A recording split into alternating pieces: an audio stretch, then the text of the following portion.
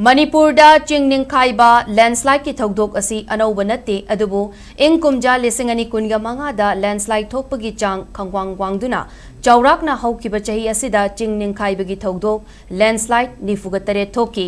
aten mamatamda ka hena kanba nong chubagi thogdok toina thoklakpana landslide thokpagi chang hengat halakli masina mioiba kunai de piriba chaithen kharada oiribasu hantha hananabagi wakhalonda naha oiriba IT mahairoi ahumna landslide thokadaure haiba hana khanghan bangamba AI model ama puthokre Ching lamna ayamba saruk oiba Manipur gumba state asida asigumba anauba AI model asi changyeng tawhaningbagi apamba leiri hiramasigi matangda SKTV news ki chief reporter Ketramayum Premchandagi akhanaba paudam ama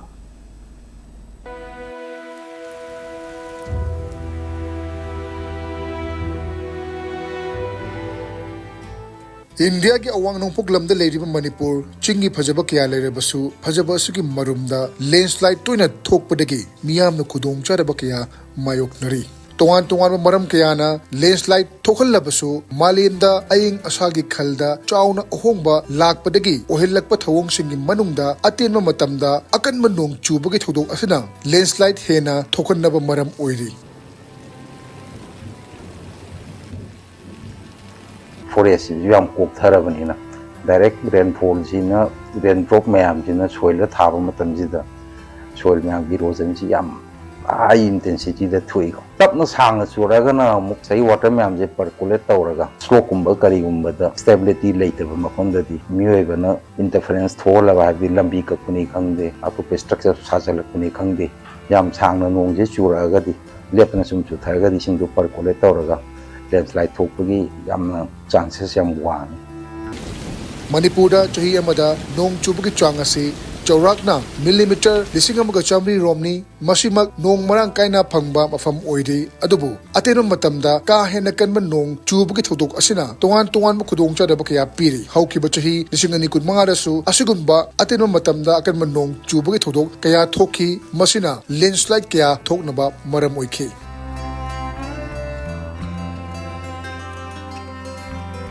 Malam gi aying asa nongju nongshada ahongma chawna lakpadagi oirakliba nongchubagi mong asi yenglaga Chinggi mafam singda landslide thoktringaida section thorang lahu bhaibasi yamna maruiba thorang oiri hojik fawba Manipur lenga ki oina matik chaba early warning system leibagi mami tadri adubu matang asida lakning mawafamdi naha oiriba IT mahiroi ahumna landslide thokadaure haibasi mangjona khanghan bangamba artificial intelligence model ama mai pakna puthokhiba sini model ase Department of IT na mapungoina thodang loduna hadakta pangthokhiba Tech Sprint Manipur 1.0 haina mingthonba pung nipunipan gi oiba artificial intelligence hackathon anishuba position takhe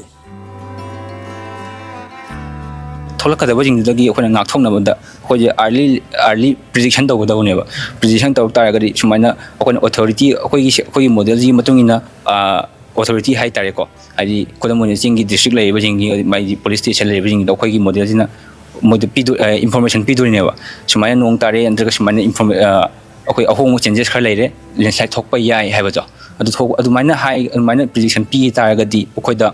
parja mayam oigasu parja mayang legidi authority singda loss oigadaba mayam do akhona predict tawna bhadi ngakthokna ba hai tare ko maina tawga semjira pa satellite fangada data haibdi elevation gumba magi nong gi sang napi kayam hawi panbi kayam hawi AI model amda fitoselakanda magi risk tholakani ba risk sida ma se risk wangbra adi moderate laibra adu matungina si risk awang ba jaka sida red oigani ba aduga risk khara moderate ba jaka sina na yellow oigani ba aduga sigi risk awang ba jaka sida sir akoina sensor khin ga dawne ba sida ju ulle slope ki rainfall gi vegetation gi adi magi kayam stable oi de aduga sigi sida sensor khille habina sensor manungi data sensor jida low do sina soil moisture lowni magi till hadi magi kano do slope to adu lowni adi mai vibration ju lowni ba sigi je amuk atopa AI model amada thajalakanda hadi mana si risk predictor ka dene risk predictor matungda mana matam kya matungda thokpa yai si ulaka dene ba adu kaigino koina satellite tadang tawdabida ground station này hai tar cái satellite sina ground station na khoi real time to bunga me satellite to phangwa data ji khuda khuda ki phang deba real time to bunga mi aduga haidi soil moisture gum ji lebak man lei pot ji satellite u bangam de da adugi akoina ground station sina mane landslide prediction oivenina government ki project oina sembe aba tie up tawraga sembe aba project ama oina semjagi bane adui matakta akhoi gi je Viksit Bharat ki vision gi matungina su semjai amadi sustainable development goal ga su align tawraga su semjai hai tar mayam gi kanana ba amadi mayam je awa ana do tadrikanda khangba ngamna gi damang ta semja project ama oivenina government ga chatpa ngamagadi yam nungai jagani Nongju nungsagi khalda ahong mun lakpana pirakpa khudong chadaba amadi awaba singdagi kharada oirabasu ngakthokpa ngamnaba science amadi technology da yumfam oiba anoba thorang singda miyeng changba sisu climate change na pirakpa chaitheng mayok nanaba upai amadi oigadori bra haibasi kananingai oiri SKTV news kidamak pauram jariba Khetri Mayum Premchan Imphal